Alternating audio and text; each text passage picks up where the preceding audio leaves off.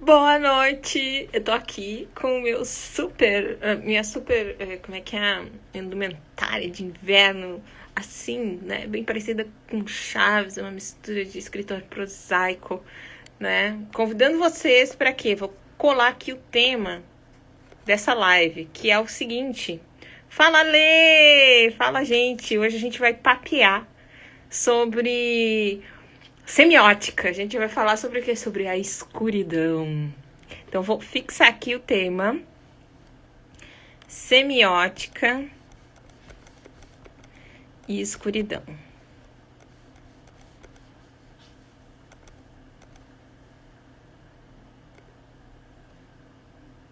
Fixar o comentário, que a galera vai saber quando entrar aqui na live. O que é uma coisa legal de dizer para vocês, né? Tá parecendo ao contrário, mas eu tenho uma caixinha de fósforo aqui na minha mão e ela diz Fiat Lux. O que é isso? Fiat Lux. O que significa? Alguém sabe me dizer aqui nos comentários o que significa a expressão em latim Fiat Lux?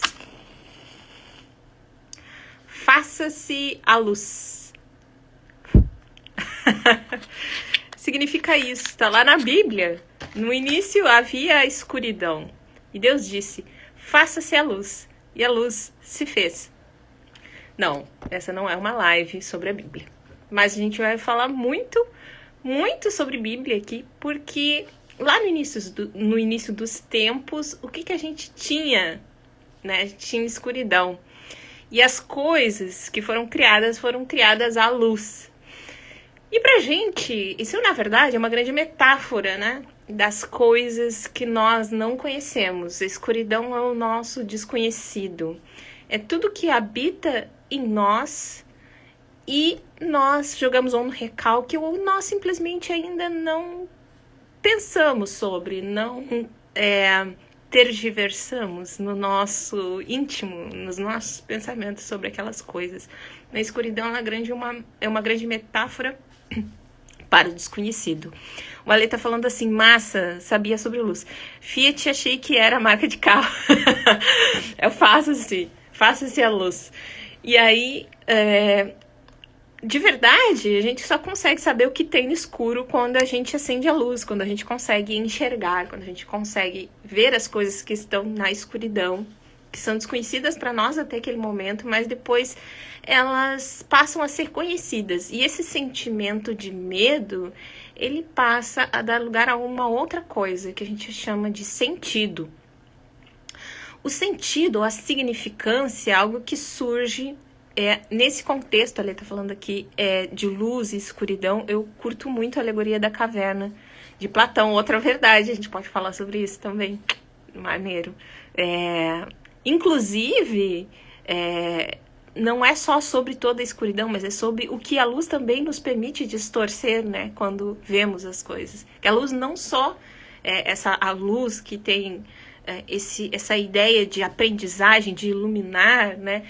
Ensinar muitas vezes não implica que o outro aprenda, né? A gente precisa de um exercício de reflexão para poder aprender. É uma coisa interna a aprendizagem. Por mais que alguém esteja nos ensinando, não quer dizer que a gente está aprendendo. E a alegoria da caverna é um excelente exemplo disso. Que a luz que a gente lança sobre as coisas, ou seja, o como aprender, o ver, ele pode ser distorcido, né? E nos mostrar uma outra imagem. A semiótica também vai falar sobre isso, porque a semiótica ela diz que as coisas elas são percebidas no dar o sentido para elas, o sentido. Boa noite, Gi! Como é que tá? Sejam muito bem-vindos, o pessoal que tá chegando. Aí, dá um oizinho pra gente responder aqui, um oizinho, e te trazer pra dentro da live. Quando a gente vê as coisas, o que o nosso cérebro automaticamente faz, o que a nossa mente faz, o nosso pensamento, ele tenta dar sentido àquela coisa que a gente está vendo. E a gente só consegue fazer isso se a gente tiver referenciais. Uma criança que vê uma coisa pela primeira vez, ela não tem nenhum referencial, ou alguém que diga o que aquilo é para ela, ela vai, com o tempo, atribuindo sentido conforme ela interage com esse objeto. o Pearson nos diz o seguinte, né, o pai da semiótica, que as coisas que a gente percebe e atribui sentido a elas, nós as percebemos e atribuímos sentido de acordo com o conjunto de signos que a gente entra em contato, né? Esses símbolos, eles são convertidos, eles têm uma convertibilidade, ou seja, esse significado ele muda de acordo com o conjunto das nossas significâncias. Coisa, papo de louco, né? Mas é mais ou menos isso realmente. A morte, ela pode ter um significado para uma cultura. Isso é um exemplo, né, do que eu acabei de falar. Ela pode ter um significado para uma cultura que pode ser o luto, a tristeza, a perda de algo ou de alguém. Boa noite, Enigma de Chrome, querido, seja muito bem-vindo. Mas em uma outra cultura, ela ser o significado de um novo começo, né? Ela pode tá trazendo significados diferentes de acordo com o comportamento ou conjunto de signos que uma determinada cultura abraça ou produz, né? Então, o Ale está dizendo assim, sim, é interessante perceber que o quanto você recebe de luz vai te guiar ou até mesmo poderá aprisionar. Peraí que subiu um aqui. Será? Porque acreditando que aquela pouca luz sobre o assunto ou que está ao seu redor, aí, tipo, ficou 3 pontinhos. Daí conclui aqui para nós, Ale. E que depende realmente, né? O quanto de luz e que tipo de luz, como que aquela luz vai incidir sobre a escuridão, como que essas imagens são formadas. Boa noite, Enigma de Chrome. O Marconi tá falando aqui, luz, escuridão, gosto da figura intermediária da sombra. Para mim, essa evoca a imaginação. Exatamente, olha só o que você falou, A sombra evoca imaginação. A gente só consegue imaginar quando a gente tem uma noção, quando a gente tem um rascunho, rascunho não é a palavra certa, seria uma ideia mínima do nosso objeto, daquilo que a gente está percebendo, daquilo que a gente está visualizando. A gente consegue, então, projetar contraste sobre esse tema, sobre esse assunto, sobre aquela coisa que estava na escuridão que agora a gente consegue ver parcialmente. Uma sombra projetada na parede de forma oblíqua, e uma sombra oblonga, ou que tem um formato retangular, pode ser uma vassoura projetada na parede, pode ser um dedo, sombra de um dedo. Então a gente provoca nosso contraste a visitar a nossa biblioteca de memórias e cogitar o que é aquilo, mas sempre no sentido de que por que a gente procura conhecer as coisas, por que a gente procura identificá-las e atribuir um sentido para nós. É importante, a gente precisa interagir com esses objetos. A Lúcia Helena Galvão é alguém que eu adoro seguir, né, e recomendo para quem frequenta o perfil com frequência aqui. Ela tem ela pertence à Nova Acrópole Brasil, que é uma organização não governamental, e eles têm um site lá no YouTube onde eles discutem filosofia prática, e ela faz palestras sobre vários assuntos, e um deles que eu adoro vê-la falar é justamente sobre a ideia de que nós procuramos atribuir sentido, né? O que é o sentido para nós? Qual que é o sentido da nossa vida, qual que é o sentido das nossas existências, né? Então, a todo momento, cada objeto que a gente entra em contato vai participar desse nosso mundo formado pelo contraste que a gente exerce sobre os objetos, ou seja, por aquilo que a gente depreende para nós de utilidade ou sentido para o nosso cotidiano. E uma vez que eles fazem parte dessa nossa biblioteca, eles começam a interagir de uma maneira prática e uma maneira filosófica com a gente, né? Então, todas as coisas a gente consegue ter uma opinião sobre elas. Eu digo opinião que é o exercício de contraste, é o que a gente reflete sobre as coisas, né? Que a gente pensa sobre as coisas. Então, a gente tem esse momento de contraste e naquele segundo seguinte a gente diz, não, isso é tal coisa. Então, eu não preciso mais sentir medo. Por que a gente tem medo, né? Vocês já pararam para pensar por que a gente tem medo? É uma memória atávica, corporal? A Gi tá falando aqui, ó, tem um livro da Dark Side que traz vários significados de várias culturas sobre a morte. Maneiro, bota aqui para nós o nome do livro, Gi, pra gente saber. O Ale tá falando assim também. A sombra também está presente na alegoria das cavernas de Platão. Exatamente, ele está se referindo aqui, né, ao comentário do colega sobre a figura intermediária que é a sombra. E ela também está presente na psicologia muito, né? Falar sobre as sombras.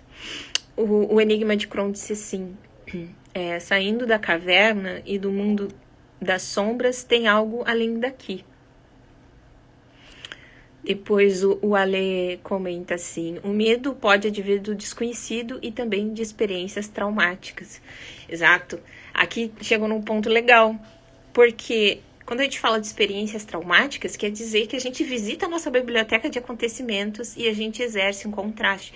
Exercer contraste é fazer comparações para ver se a gente encontra sentido nas coisas, né? Então, atribuir sentido, ele passa por uma mecânica de contraste. Ou seja, se uma vez toquei no fogo e fui ferido, se eu tocar novamente, eu sei qual é a resposta. Esse é um mecanismo de aprendizagem. E aí tá o Michel para dizer pra gente, que é um pedagogo, ele vai dizer se a gente tá certo, tá errado.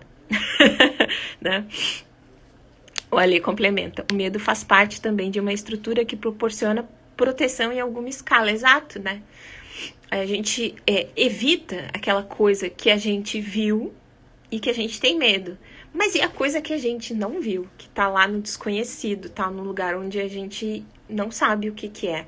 Então, talvez seja um exercício assim, hesitar vai me tornar mais seguro, enquanto eu não conheço aquele objeto sobre o qual devo exercer um contraste, né?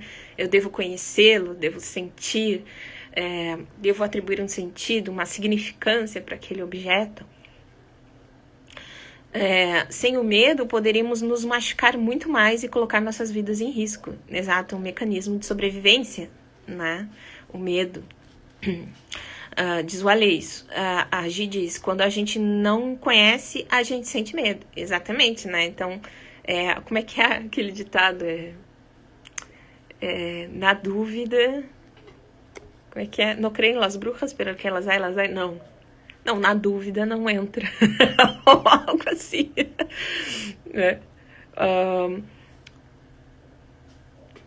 Não tem mais nenhum comentário aqui, porque eu sou meu óculos às vezes embaça, eu não consigo enxergar, gente. Então, vamos indo.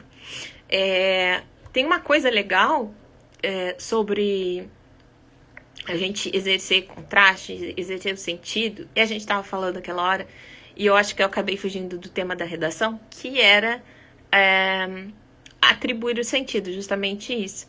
E a gente atribui sentido de diversas formas para as coisas desconhecidas. Mas a gente atribui sentido na medida em que nós precisamos fazer um sentido total, né? A gente precisa fazer um sentido do todo.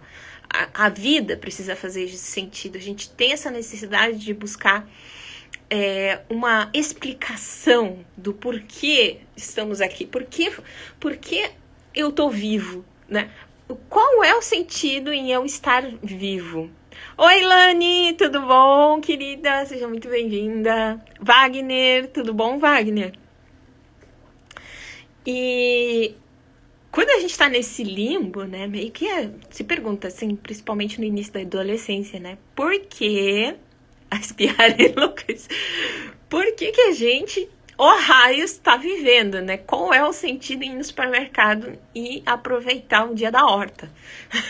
Qual é o sentido da gente procurar ter filhos, construir família? Por que a gente trabalha? Por que a gente gosta de certas coisas e desgosta de outras? Então, quando a gente está fazendo esse caminho, muitas vezes a gente é influenciado pela cultura na qual a gente está inserido. A gente costuma construir esse conjunto de símbolos a partir das coisas que estão ao nosso redor. Novamente, jogando luz ao nosso redor, né? A luz, muitas vezes, nem é nossa, é de outros. Ela entra pra gente, assim, porque transborda aquela... Culturalmente, nós somos educados, nós somos temos um sistema de educação também que nos facilita o acesso às mesmas informações. Então, nada mais óbvio do que a gente ter um conhecimento que pode ser idêntico para muitas pessoas. E aí surge o sistema de signos.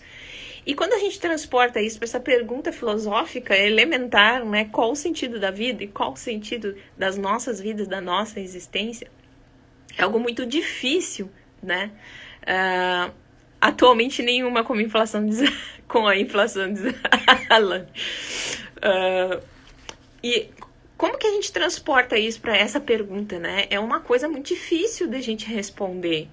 Se a gente não exerce um contraste, assim, que é nosso próprio, único, da nossa subjetividade, que também é composta por as coisas que nós aprendemos em sociedade, ou seja, você não pode bater na amiguinha, é feio sentar aí, fecha a perna, todos esses conjuntos, Pet Shop Kikanvila, oi, tudo bom?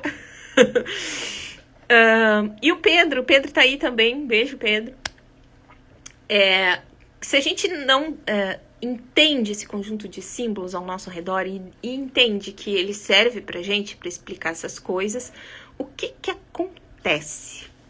Como que a gente responde? Qual é o sentido da vida? Porque é uma pergunta enlouquecedora se a gente não conseguir, de repente, respondê-la minimamente, né? Qual o sentido da nossa vida? Se eu não sei qual é o sentido da minha vida, e eu não tô falando de propósito nem porquê, pode ser que eu fique muito preocupado com isso pro resto da minha vida, né?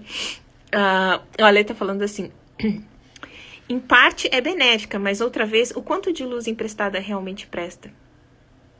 Exatamente. É sobre isso que eu ia fazer uma reflexão agora. A paradinha da luz é o seguinte, a gente está fazendo uma live sobre o tema semiótica e escuridão, tá? Semiótica é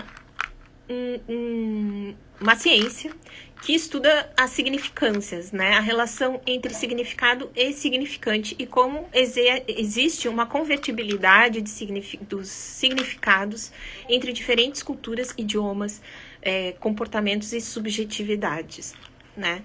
É mais ou menos isso. E Vietilu que significa fazer a luz, né? E que é justamente a metalinguagem que existe da escuridão e a gente iluminar as coisas para poder compreendê-las. Que luz nós estamos usando, Ale? Né? Que luz... tô viajando filosoficamente aqui na live. Então, assim... Qual é esse conjunto de signos? A Mari chegou, a Mari, moça das grandes ideias. Seja bem-vinda, doutora Mari. Então, nós... precisamos responder essa pergunta. Qual o sentido da minha vida e qual o sentido da existência? E se a gente tenta entender isso a partir dos signos que estão ao nosso redor e refletindo sobre eles, a gente não compreender... Boa noite, Tenória, tudo bom?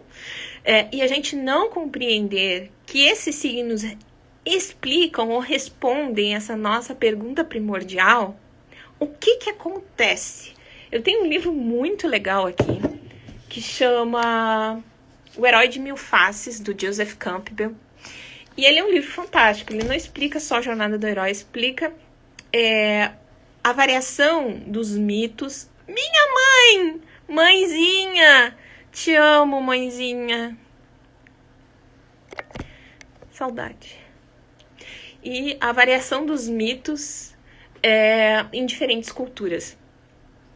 E existem milhares de mitos que vão explicar as histórias, o desenvolvimento humano, crescer, a independência, a responsabilidade, né? Ele pega e identifica uma trilha com vários pontos e dá o nome isso de monomito, a teoria do monomito. Ou seja, é uma teoria que diz que uma determinada idade, alguém que está imerso na significância de diversos símbolos construídos por uma determinada cultura. Vamos supor, eu aqui no Brasil, você aqui no Brasil, estamos cercados de símbolos, né, da nossa cultura, das pessoas que nos cercam, que herdamos dos nossos avós, dos nossos tios, da vida em comunidade. Em um determinado momento, eu entendo que esse lugar não satisfaz a minha pergunta primordial. Qual o sentido da vida? Qual o sentido das nossas vidas juntos? E nesse momento em que eu percebo que não estou feliz com esse sentido, eu começo, vamos supor que esse caminho, ele é um ciclo. É exatamente isso que o Joseph Campbell diz. Ele é um ciclo, né? Onde as pessoas são enforçadas dentro desse sistema de significâncias a permanecer ali. Para quê? Para respeitar e dar e tornar perpétuo, dar continuação, eu ia usar um termo que eu acho que nem existe em português, perpetuabilidade, e perpetuar um modelo de comportamento social ou de estabelecimento dentro de uma sociedade. Como uma sociedade é, quais são os costumes ali dentro, como as pessoas que vivem em uma determinada sociedade têm que se comportar. E isso é passado de pai para filho. E ele possui ritos, né? Possui rituais. Então, você tem, aos 7 anos, por exemplo, a ideia de que você tem que ir para a escola, depois que você tem que fazer uma festa de 15 anos, ir para a faculdade, e em um determinado momento você deve casar e ter filhos, e depois você deve, antes disso, trabalhar, depois você tem que se aposentar, e quando você estiver aposentado, você vai descansar. Esse é um modelo de comportamento social aceitável para a nossa sociedade, de ciclo de vida.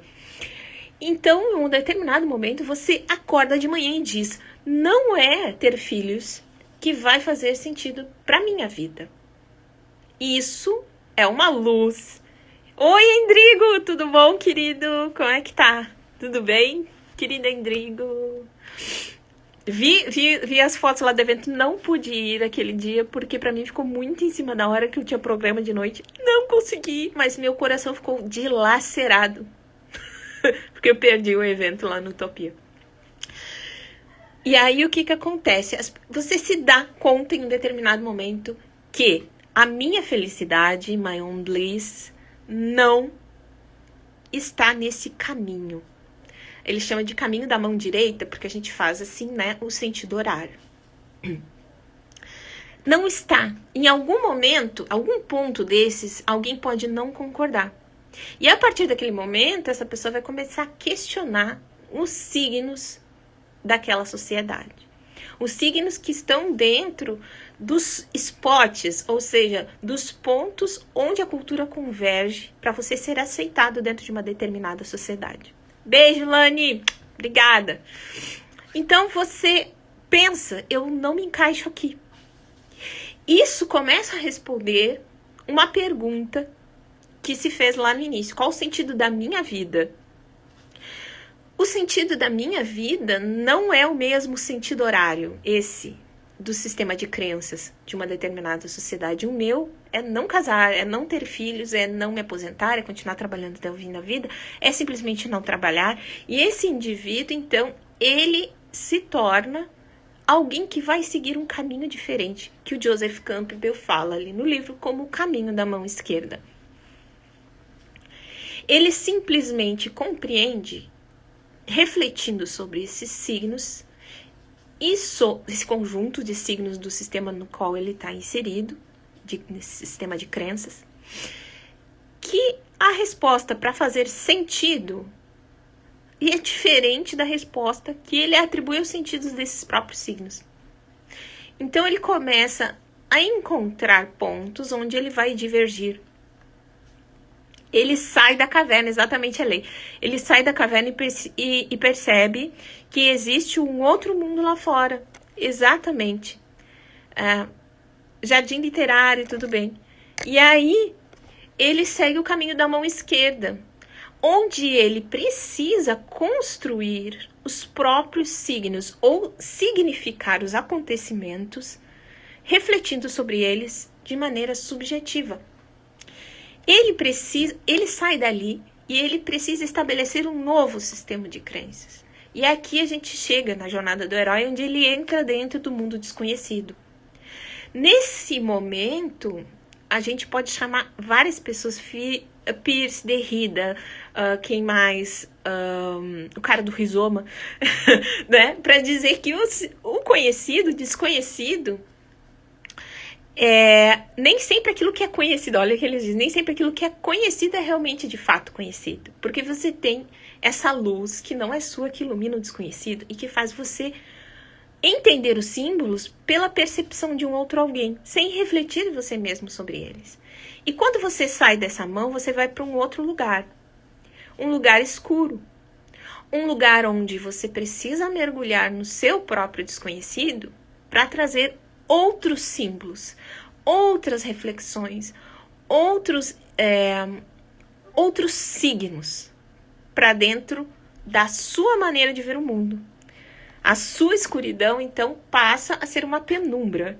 Mas você, nesse momento, ainda precisa resgatar esses símbolos penumbrosos e compreendê-los. Compreender o que essas coisas são para você. O indivíduo acorda na Matrix, sai da Matrix ali. É referência também, não é verdade? Não é verdade. Ali é uma luz também, que também não é sua, né? O que acontece geralmente é que aquela sociedade e estrutura estabelecida rejeita ou persegue aquele indivíduo. Exatamente. Exatamente. A Cami chegou, renascer. Oi, Sensui! Tudo bom, querido? Você tá aqui, beijão. Coração. Aqui tem, ó, assim, ó, ofuscação caindo. Quando a ofuscação cai. E aí, esse indivíduo rejeitado, e o Joseph Campbell, ele diz uma coisa muito legal sobre isso, né? O herói, ele não pertence mais ao seu mundo ordinário, mas ele também não faz parte do mundo extraordinário, porque ele não é de lá. E o mundo extraordinário é muito grande para ele conseguir compreender o mundo extraordinário inteiro. Isso, na verdade, é uma metáfora dentro da teoria do monomito para o fato de que nós não conseguimos retirar tudo que está no nosso inconsciente para fora e compreender tudo sem enlouquecer. Então, a gente faz isso um pouquinho de cada vez, né? Bom, agora eu consegui entender essa coisa na minha vida e isso está fazendo mais sentido para mim.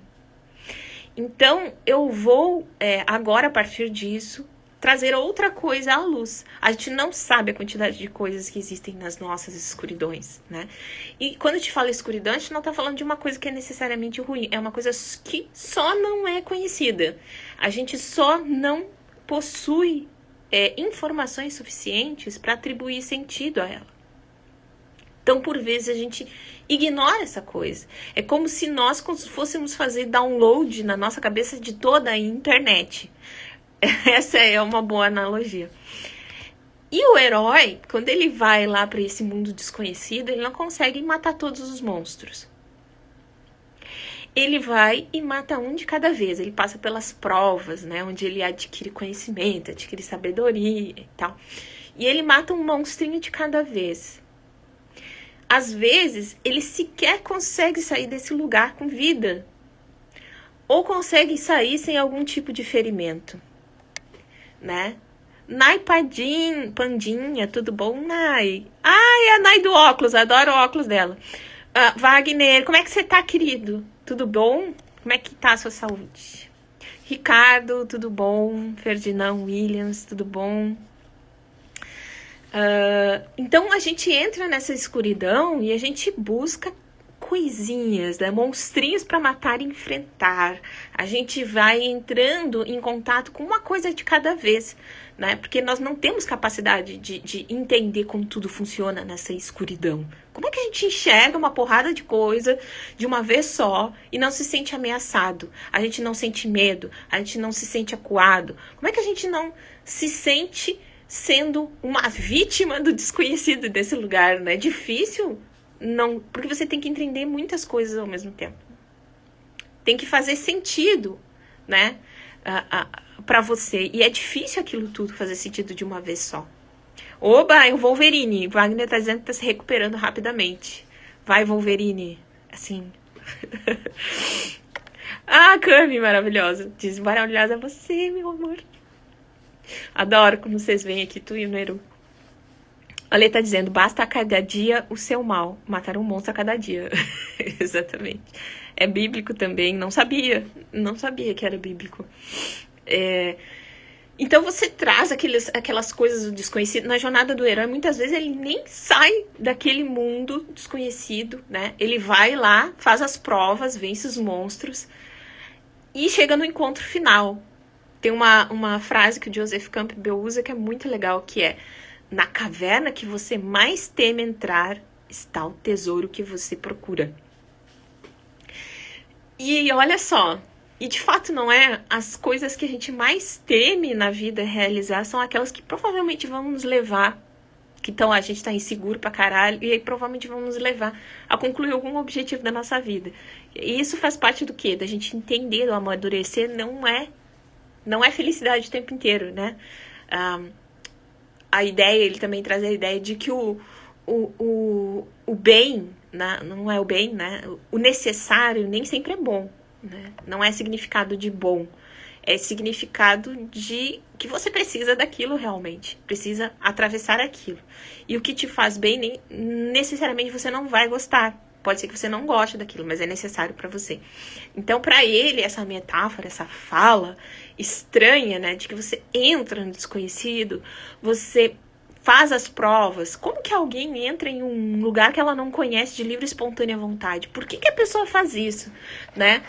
Porque em um determinado momento ela olha para os lados do mundo ordinário e ela enxerga que o mundo não está mais fazendo sentido e que ela precisa buscar outros elementos para trazer sentido para isso, para explicar as coisas, para que ela possa se sentir confortável novamente nesse mundo ordinário. Esse é um momento onde ela se sentiu desconfortável, ela questionou, né? Ela perguntou aí, cara, que merda é essa desse lugar que eu tô? Será que eu tô vivendo na Matrix, que nem diz o Alê?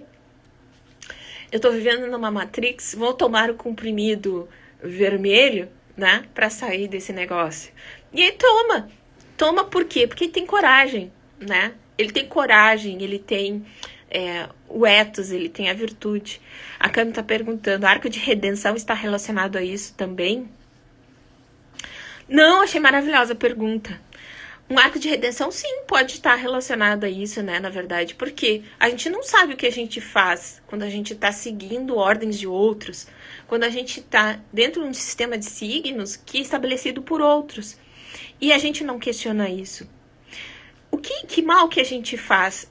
O Joseph Campbell fala muito também no livro que toda vez que a gente está achando que faz o bem, a gente está fazendo mal a alguém, porque necessariamente o que é bom para mim, o que eu gosto, não está de acordo com aquilo que é bom ou que outra pessoa gosta.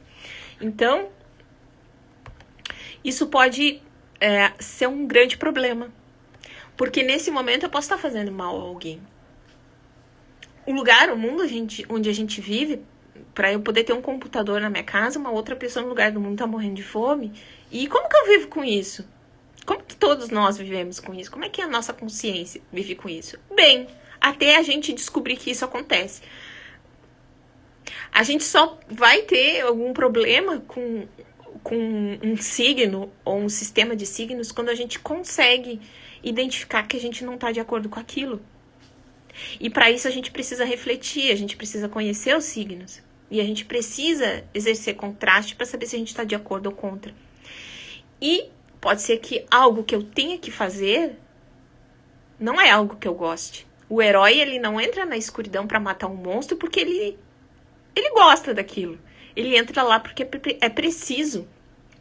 Esse é o lance da responsabilidade. O arco de redenção é justamente sobre isso. É sobre você ter responsabilidade e assumir que você é responsável. Não só por aquilo que você faz, mas por aquilo que acontece ao seu redor e você permanece inerte. Então, a jornada do herói, e aqui a gente chama de jornada do herói, mas na verdade quem estabeleceu esses passos dessa jornada foi o Prop, Vladimir Prop, que era um estruturalista da escola russa, e ele observou as histórias do folclore russo e ele viu que lá dentro haviam passos, né? Ele identificou 31 passos comuns dentro dessas histórias do folclore russo, que explicavam o crescer, como as pessoas se reproduzem, as relações de família, que eram coisas que existiam no status quo da época que o próprio vivia.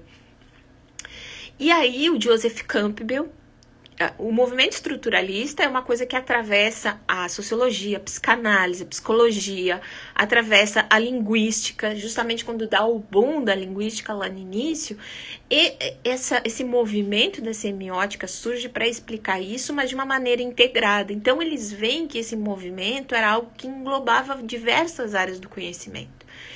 E como surgiu para explicar pelo Vladimir Prop as estruturas literárias, algo que aconteceu lá na década de 20 e 30, e isso acabou refletindo depois, quando Joseph Campbell, que era um mitólogo, alguém da área da sociologia, ele se debruça sobre os mitos das culturas.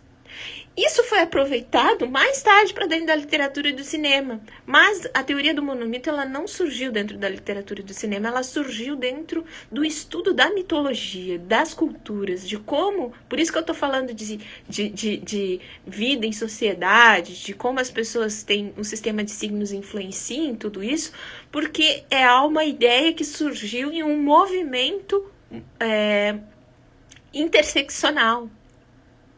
Tá? Interdisciplinar, né? Explica que é justo, né? Porque não é só uma ciência que vai explicar um objeto. Tem um objeto que pode ser explicado de formas diferentes por várias ciências. E aqui ele está falando justamente desse detalhe, né? O comportamento dos indivíduos em sociedade, como os mitos eles eram importantes na antiguidade, porque a gente entendesse de uma maneira simplificada, sem exercer o contraste, quais eram os pontos de inflexão da nossa vida sobre os quais nós deveríamos passar. E por que era importante isso? Porque a vida não é só bom. Porque a vida precisa que nós sejamos indivíduos responsáveis, porque nós precisamos assumir responsabilidades. E é justamente por isso. E as duas perguntas, segundo Joseph Campbell, qual o sentido da vida e qual o sentido da nossa vida, se respondem ao mesmo tempo. Se respondem concomitantemente enquanto o indivíduo consegue entender que ele, enquanto sujeito,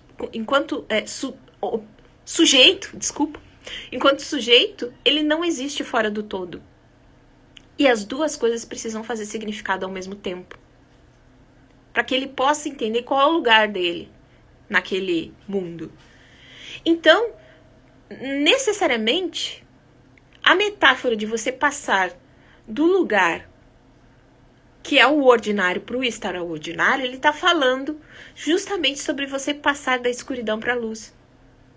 Só que não é a luz dos outros, é a sua própria. É você entendendo na sua jornada e no seu caminho qual é o seu lugar no mundo. Qual é o seu lugar dentro da caverna? Qual é o seu lugar matando um monstro, ou enganando um monstro, ou roubando tesouro, como for o seu método, né, de trazer. E aí ele diz, como a gente falou, né, na caverna que você teme entrar está o tesouro que você procura. Porque isso é um medo de assumir uma responsabilidade. E nós temos medo disso o tempo todo. E nós vamos ter que assumir diferentes responsabilidades para o resto da vida. No último suspiro, a gente vai ter que pagar a conta do nosso caixão. Isso é responsabilidade, né? E aí, o cara do mundo ordinário sai de lá porque tomou a pílula vermelha, entra no mundo extraordinário, já vou ler os comentários, entra no mundo extraordinário e percebe que tudo lá é maior que o seu umbigo, que é maior que o seu umbigo, que é maior que os significados são muito maiores do que aqueles que o mundo onde ele vivia oferecia para ele. E aí ele passa a entender qual é o lugar dele naquele mundo, enquanto ele frequenta o mundo extraordinário. Porque ele exerce um contraste. E ele passa por provas, e cada prova vai ensinar uma coisa para ele, que ele precisa aprender para saber qual o sentido da vida dele. E quando ele conseguir fazer isso, ele estará naquele último desafio, né, enfrentando um monstro lá dentro da caverna e conseguindo o quê? A resposta para a pergunta dele, que é o tesouro. Tem uma lenda muito legal da mitologia hindu, que ela fala que Arjuna batalhou por noites e noites e noites contra os inimigos em busca de um tesouro. E ao derrotar esses inimigos, ele percebeu que o baú que os inimigos guardavam estava vazio. E ele chorou porque ele tinha tirado muitas vidas e a jornada dele tinha sido em vão. Então ele pega o baú e quando ele retorna para casa, Krishna fala para ele: Arjuna, você não precisava matar os inimigos de fora. Você precisava matar os inimigos de dentro. O tesouro que você procura está dentro de cada um de nós. E o que você precisa é matar os seus próprios monstros e não os dos outros. Dentro de nós existe uma joia, só que ela está no meio da escuridão. E a gente tem que atravessar essa escuridão para encontrar essa joia. Ter essa coragem, esse ímpeto de avançar, de enfrentar a nós mesmos, porque é muito fácil. Quando a gente mata o inimigo, nessa metáfora, o que a gente está fazendo? A gente está colocando a culpa no outro. O inimigo, o próprio significado da palavra, é aquele que se opõe a nós. Mas ele só se opõe àquilo que a gente acredita. E se aquilo que a gente acredita está errado? Como que a gente percebe isso? Como que aquela pessoa passa de inimigo a alguém que pode viver do nosso lado e compartilhar crenças, compartilhar o mundo conosco? Oi, Charlene, tudo bom? Olha só que tenacidade. Isso aqui tá no Bhagavad Gita, gente, que é um lance que foi escrito assim há milhares de anos. Sacou? E é completamente diferente o olhar da filosofia hindu, oriental, da nossa, né? Imediatamente, Arjuna derrota e mata seus inimigos, presumindo que eles estão errados, que eles de fato são inimigos. Ele está atrás de um tesouro. E quando a gente faz isso, é uma metáfora para dizer, puxa, a culpa é do outro. Eu não posso estar errado, eu tô certo. Mas e será que a gente parou para pensar realmente que é isso? E dentro da teoria do monomito, fala Hicks, tudo bom? A teoria do monomito é justamente isso que a gente acaba enfrentando, se deparando a todo momento. O herói, ele entra nesse mundo desconhecido para saber quem ele é. Mas ele não sabe se ele vai conseguir descobrir. E o Joseph Campbell diz que ele já é um herói só por ter tentado. Porque no momento em que ele atravessa para esse outro lugar, quer dizer que ele está disposto a questionar. Ele está disposto a romper os próprios paradigmas. Ele está disposto a quê? A entrar no desconhecido. A buscar novas respostas, novas explicações, novos símbolos e novos significados. E aí ele entra nesse mundo desconhecido, ele se põe à prova, vence a si mesmo. Na verdade, o maior monstro dele é ele mesmo.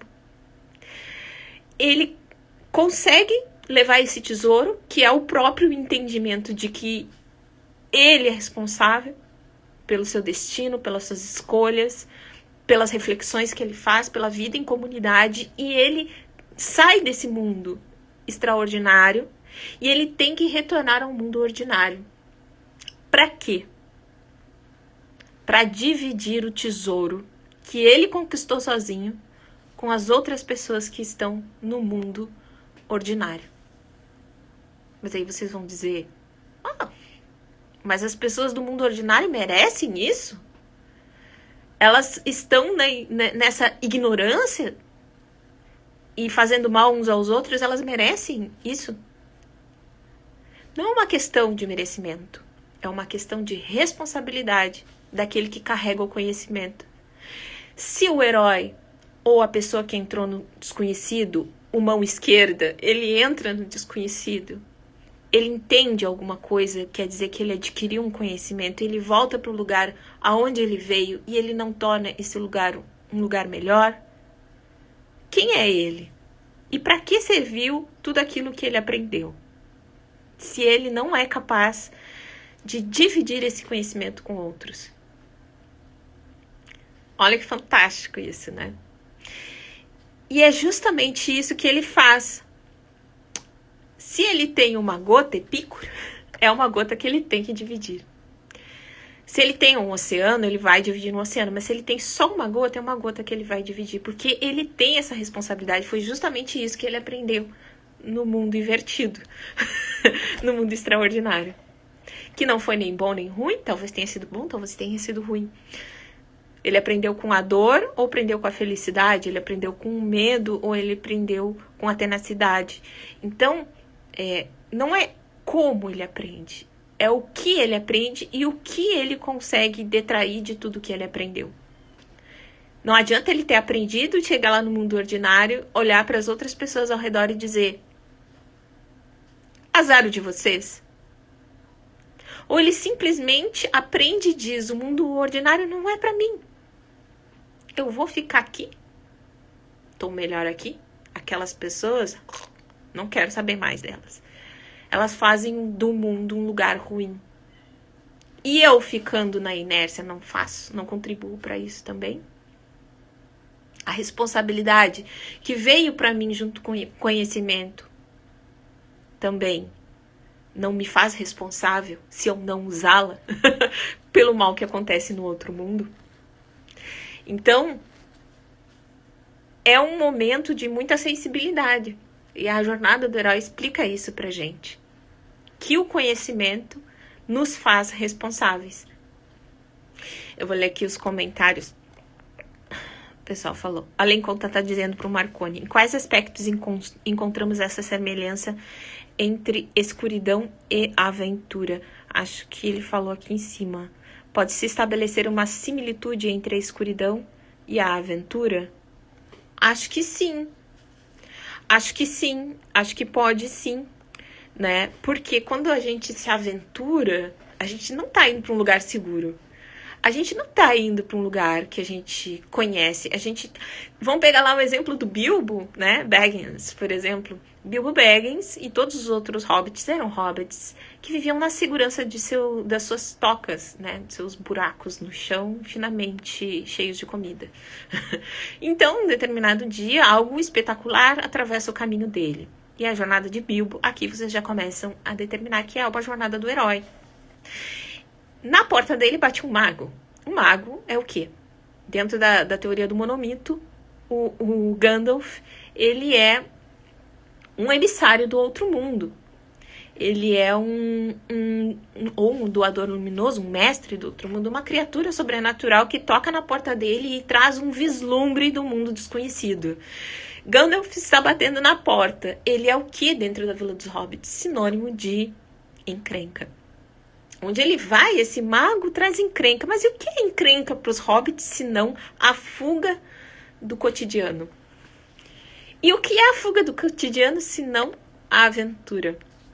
Aventurar-se por acontecimentos antes não vividos. Podem ser comuns para outras pessoas, mas para nós, ou para aquele que vai se aventurar, é algo que ele nunca fez.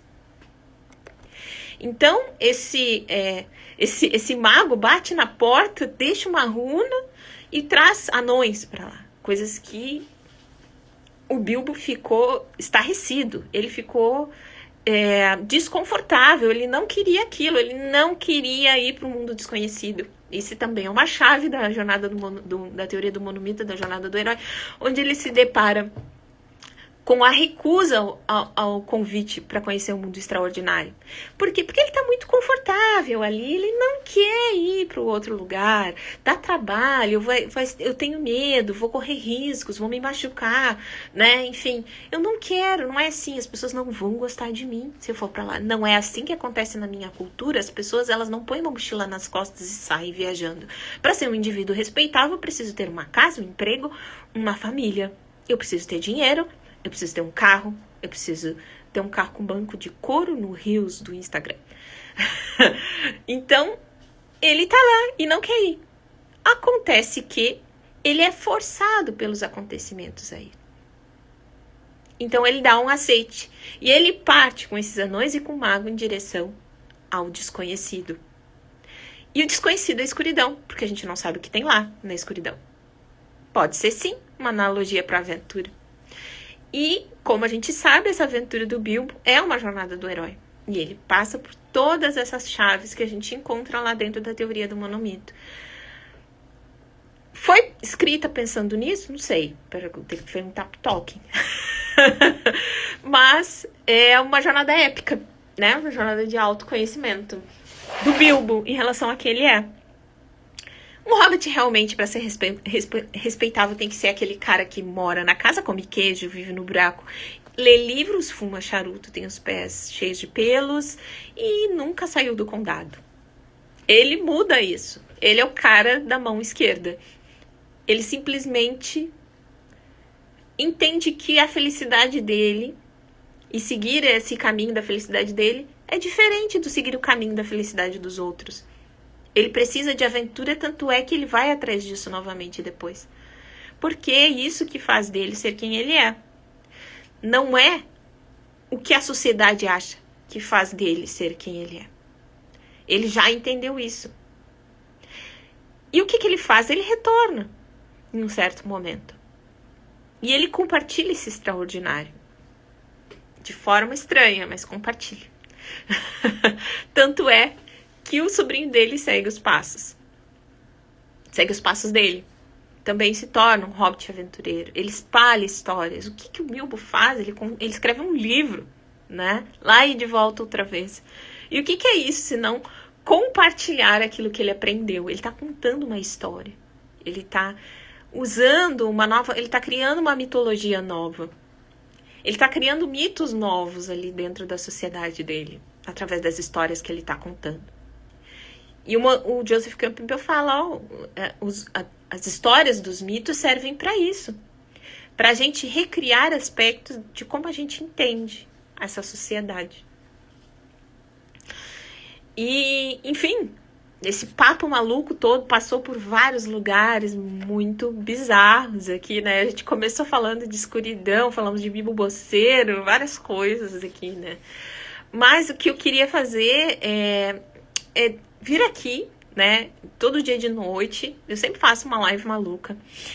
E eu queria fazer com mais frequência isso, de vir aqui e bater um papo sobre semiótica. E cada dia que eu voltar a trazer um tema, e vocês tragam os de vocês, e a gente conversa aqui exatamente como a gente fez. Achei muito maneiras as intervenções de vocês.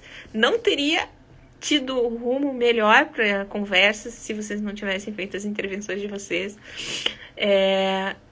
E nós estamos aqui fazendo o quê? O quê? Contraste. Estamos dando sentido. Procurando sentido nas nossas vidas juntos. E aí toda noite trazer uma discussão sobre semiótica, que é algo que eu adoro falar. Amanhã vai ter um toque com a Tati Malcavi Angel lá no perfil dela.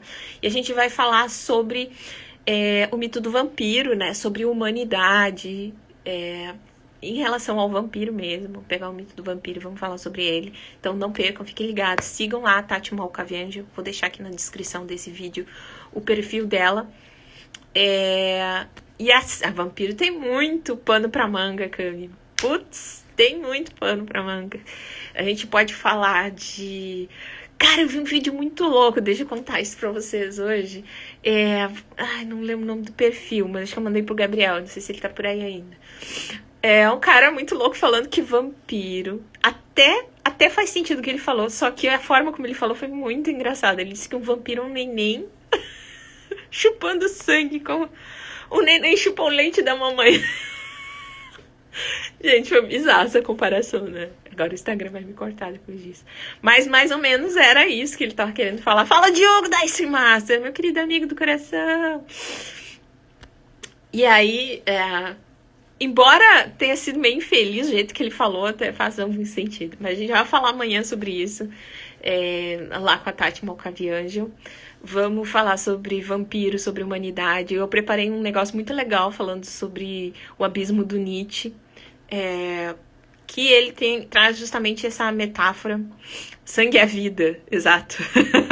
Sangue é vida, mas dentro dos arquétipos da psicologia, a gente tem a ânima, né? A ânima, ela é aquela que alimenta a terra, a faceta feminina de todos nós, né? Tem esse lance dentro da psicologia, eu não sou psicóloga, eu estudo isso só pelo lado da literatura, gente. Se tem algum psicólogo aí, já me corrija, por favor. A gente tem a ânima, o ânimos, a sombra. E, bom, enfim, pode fazer até uma live sobre isso mais adiante. Mas então, o que eu tava falando? Do lance do vampiro, né? O vampiro, tem várias coisas que a gente pode falar sobre o vampiro. Por exemplo, a resistência à morte, né? O que representa esse símbolo do vampiro, da gente se agarrar às coisas, né? Porque o vampiro, ele não se morre. Mas quem ele é depois que ele se torna um vampiro? Ele não vive e não está morto. Ele está em algum lugar que a gente não sabe. A condição de existência dele é completamente insabida. Quem ele é? Quando ele se torna isso, ele deixa de ser quem ele foi ou ele passa a ser uma coisa nova? Mas será que não é isso que a gente faz todo dia na nossa vida? Quando a gente passa por uma nova experiência, a gente simplesmente deixa de ser quem a gente era e passa a ser uma outra coisa?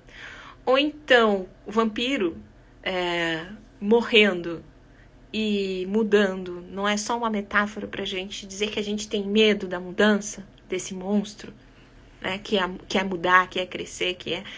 Enfim, fala, Mica, beleza, querido? Né, quem é esse monstro? Quem é o vampiro?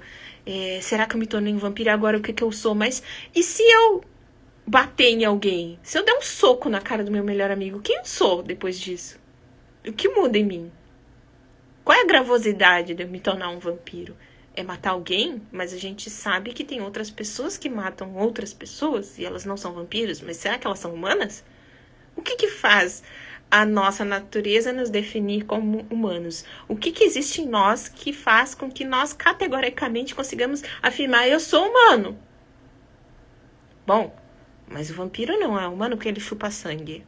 Ele mata pessoas para se alimentar. Mas tem gente que faz guerra. Tem gente que, né, fez o Holocausto. É humano aquela pessoa? Só por ser uma pessoa de carne e osso, e morrer? É isso? A questão da morte que faz a gente ser humano? E aí a gente entra em um outro ponto, né? Que é nós somos efêmeros. O que nos faz nossa relação com a morte ser humanos? Porque nós queremos viver nesse período de tempo, entender que é estar vivo, nos relacionar com outras pessoas, mas é a morte que nos caracteriza como humanos? Muitas perguntas. Amanhã, na live da Tati, a gente vai ver. Aí tem um negócio do abismo, né? Do Barmak, que eu vou falar também, que é o lance do Nietzsche, que é a escala de humanidade, que é muito legal, que é utilizada em Vampiro à Máscara. E eles dão exatamente o mesmo nome que o Nietzsche dá lá em O Anticristo, que é a espiral da humanidade. Legal, né? A gente vai falar sobre isso também. Então a gente se vê amanhã. Fala, Jaime Nunes. Tudo bom, Jaime? Então a gente se vê amanhã lá na live da Tati Malcavianjo. Pela quinta vez eu já falei isso. Estou aqui. Oi, tudo bom? Eu aqui de novo. Pela quinta vez. Sou eu. Então, beijo. Até amanhã. Não perca. Amanhã às 21 horas na Verdinha da Tati. Se vocês não sabem, vou deixar o arroba dela aqui embaixo para vocês seguirem o perfil dela e acionarem lá a notificação para lembrar da hora da nossa live amanhã. E um beijo no coração de vocês. Boa noite.